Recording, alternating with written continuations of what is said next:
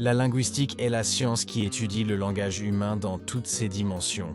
Elle ne se limite pas à l'apprentissage des langues, mais cherche à comprendre comment les langues fonctionnent, comment elles se construisent, comment elles évoluent et comment elles sont utilisées par les locuteurs. La linguistique s'intéresse autant à la langue parlée qu'à la langue écrite, ainsi qu'aux mécanismes cognitifs et sociaux qui rendent possible la communication humaine. Cette discipline scientifique s'est développée principalement à partir du XIXe siècle, même si la réflexion sur le langage existe depuis l'Antiquité, notamment chez les philosophes grecs comme Platon et Aristote. Le langage humain se distingue des autres systèmes de communication par plusieurs caractéristiques fondamentales. Il est arbitraire, c'est-à-dire que le lien entre le mot et la chose qu'il désigne n'est pas naturel. Il est aussi structuré, car il repose sur des règles précises qui permettent de produire un nombre infini de phrases à partir d'un nombre limité d'éléments. Enfin, le langage est social, puisqu'il est partagé par une communauté de locuteurs et transmis de génération en génération. La linguistique cherche donc à décrire ces règles et à expliquer leur fonctionnement. On distingue généralement la langue et la parole, une distinction introduite par le linguiste suisse Ferdinand de Saussure. La langue est un système abstrait de signes partagés par une communauté, tandis que la parole correspond à l'usage concret de ce système par les individus.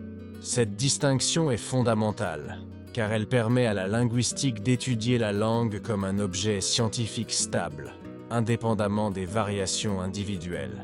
Saussure a également défini le signe linguistique comme l'association d'un signifiant, la forme sonore ou écrite, et d'un signifié, le concept.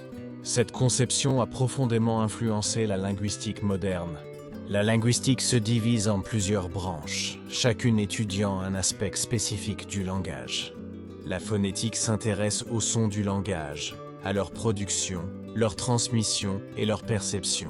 Elle analyse les sons de manière physique et articulatoire, en étudiant le rôle des organes de la parole comme la langue, les lèvres et les cordes vocales.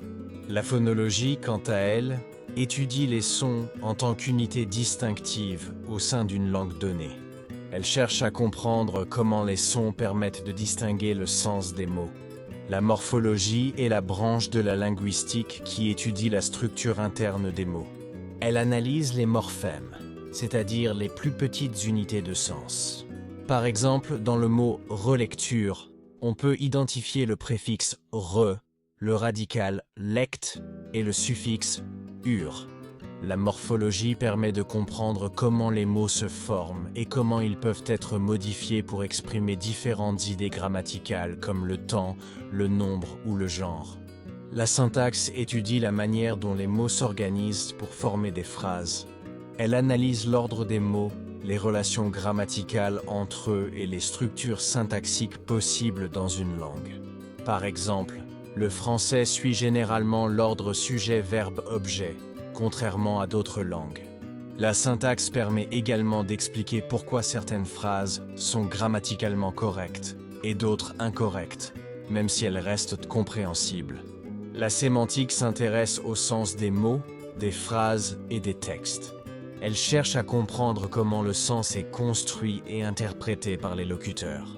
Elle étudie les relations de sens comme la synonymie, l'antonymie et l'hyperonymie. La pragmatique complète la sémantique en analysant le langage en contexte. Elle s'intéresse à l'intention du locuteur, à la situation de communication et aux implicites du discours. La sociolinguistique étudie les relations entre la langue et la société. Elle analyse les variations linguistiques en fonction de facteurs sociaux, tels que l'âge, le sexe, le niveau d'éducation ou la région. Elle montre que la langue n'est jamais uniforme et qu'elle reflète les structures sociales. La sociolinguistique s'intéresse aussi aux questions de bilinguisme, de diglossie et de politique linguistique. La psycholinguistique étudie les processus cognitifs liés à la production et à la compréhension du langage. Elle analyse comment le langage est acquis chez l'enfant, comment il est stocké dans le cerveau et comment il est utilisé en temps réel. Cette discipline est étroitement liée aux sciences cognitives et à la neuroscience du langage. Elle joue un rôle important dans la compréhension des troubles du langage.